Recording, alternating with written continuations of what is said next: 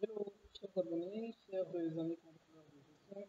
Nous restons en gestion prévisionnelle et nous continuons de parler des coûts préétablis au standard et du contrôle budgétaire. Alors, aujourd'hui, dans ce deuxième épisode de l'étude du cas numéro 1, nous poursuivrons avec l'interprétation du résultat prévisionnel selon les deux régimes. Rappelez-vous que dans l'épisode 1, nous avions abordé la question de savoir quel était l'impact du régime d'imposition sur les coûts de production, où nous avons pu démontrer que dans l'hypothèse où le contribuable était au régime du simplifié, ses coûts étaient beaucoup plus élevés, de moins de 20% en plus de ceux du régime du réel. Après avoir interprété les résultats prévisionnels selon les deux régimes, nous procéderons à la détermination du coût de production prévisionnelle et même du résultat prévisionnel après reclassement.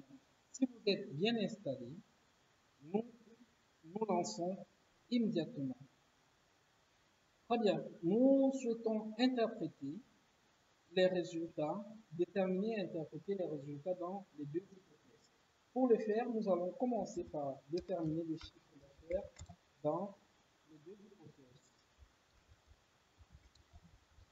Rappelez-vous que le chiffre d'affaires ne sera rien d'autre que le nombre d'unités produites, d'accord, 240 000 multiplié par 125, qui est le prix de vente unitaire.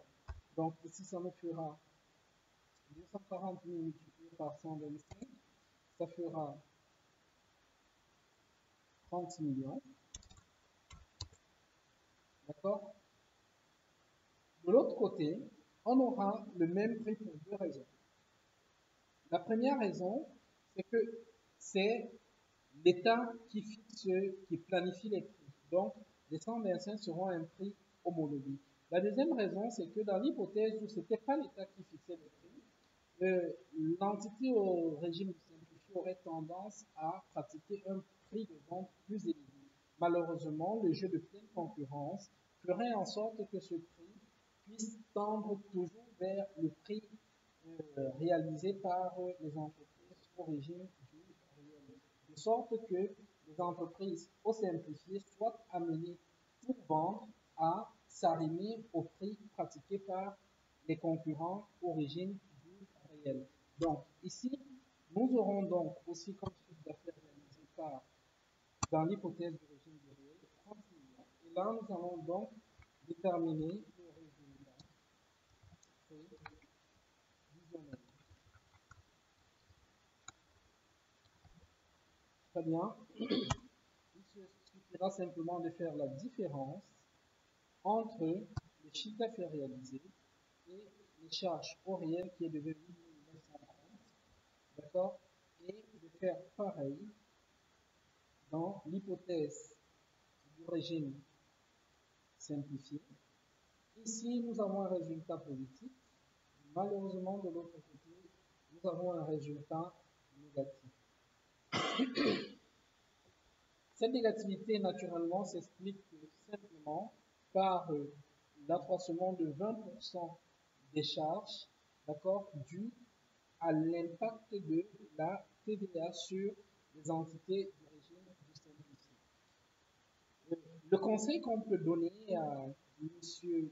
Duprince dans ce cas serait de faire une demande spéciale de déroger à la loi en place actuellement, parce que depuis 2014, vous vous souvenez, toute entreprise nouvellement créée doit démarrer son activité au régime du simplifié, où elle est en observation au moins pendant 2 ans.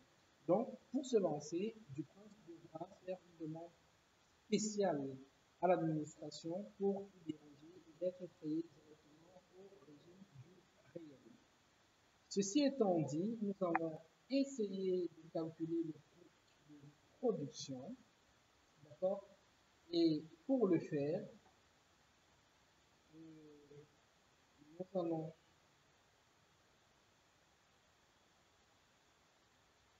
ici Voilà, nous allons essayer de calculer le coût de production. Pour le faire, nous allons reclasser nos charges. D'accord? Nous allons reclasser nos charges en charge directe de production et en charge indirecte. D'accord? Les charges directes seront la matière première, les matières consommables et puis toutes les charges variables. La variabilité est due au fait que ces charges se rattachent directement à l'activité. D'accord? Ayant remplacé les charges ainsi, nous allons utiliser une formule pour ne pas avoir à copier tous ces montants. D'accord? Nous allons indexer, voilà, toute cette plage que je vais tirer par S, d'accord? Et là, je vais utiliser concaténer la formule de qui. Voilà, qu'est-ce que je recherche? C'est les valeurs que je recherche sont là. Je les recherche ici. Dans cette plage-là, je vais sélectionner en F4. Et là, je veux le résultat exact. D'accord? Ils sont placés en position 1, 2, 3, 4, 5 parce que nous travaillons dans l'hypothèse du régime dit réel. Très bien. Donc, ceci étant fait de cette façon, je peux donc désormais masquer. D'accord? Je vais masquer ceci, ça ne sert plus à rien. Très bien. Donc, je vais masquer ça pour qu'on puisse poursuivre ici. Je vais tirer ceci, comme ça, et puis comme ceci. Voilà, il ne restera plus qu'à calculer. Là,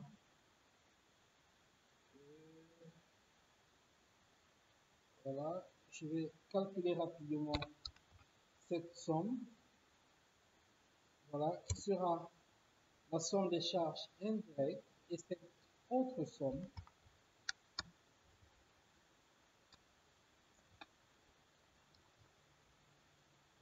qui sera la somme des charges directes d'exploitation, des charges indirectes simplement. D'accord?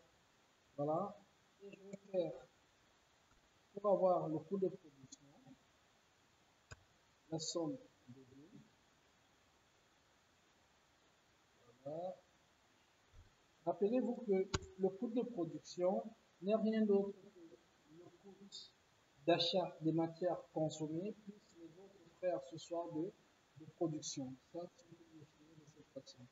Dans ce coût de production, nous allons le mettre en gras et puis le colorer ainsi.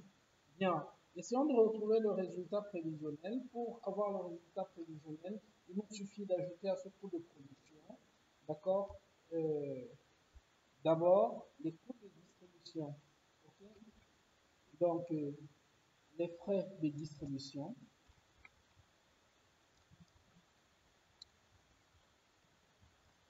Et vous vous souvenez que pour les frais de distribution, on avait 240 000 unités à 2 francs. D'accord? Donc, ces frais devraient s'élever à 2 fois 240, 480 francs. Et à cette étape, nous avons donc un autre indicateur qui sera dans le coût de revient. Le coût de revient. Très bien. Dans le coût de revient, vous vous souvenez, ce n'est rien d'autre que le coût de production plus le coût de distribution. Donc, là, notre coût de revient vient de 28 930, comme nous l'avons trouvé plus haut. Nous allons le mettre en jaune, comme ceci. Et à partir de là, nous allons déterminer notre résultat.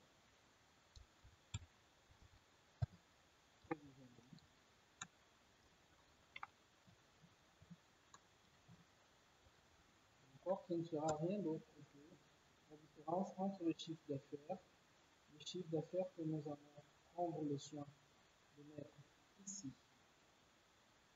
D'accord? Nous allons prendre le soin de le mettre là.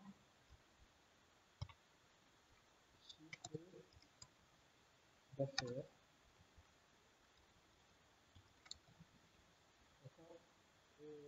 On avait dit c'est 240 000 unités à 125. Donc, pour un chiffre d'affaires de 240 000 à 125, 30 millions, nous allons mettre en bras là et le résultat prévisionnel sera rien d'autre que la différence entre le chiffre d'affaires réalisé et le montant et le coût de revient. Donc, ça nous fait 1 milliard 70 millions comme on a trouvé tout à l'heure. Donc, ici, il n'a été que question de faire un reclassement pour pouvoir voir comment est structuré le coût de production. Voilà à peu près ce qu'on devait partager aujourd'hui dans cette vidéo. Si cela vous a été utile, ne manquez pas de nous laisser un pouce bleu et de laisser en commentaire vos questions et vos suggestions. Dans la prochaine vidéo, l'épisode 3, nous aborderons certainement le calcul des coûts de production réels, d'accord, pour les comparer à ces coûts que nous pouvons appeler les coûts standards ou les coûts préétablis. Ceci étant, je vous remercie de votre attention et dans l'intervalle, je vous souhaite de prendre bien soin de vous et n'oubliez pas, votre richesse, c'est votre compétence. Au revoir.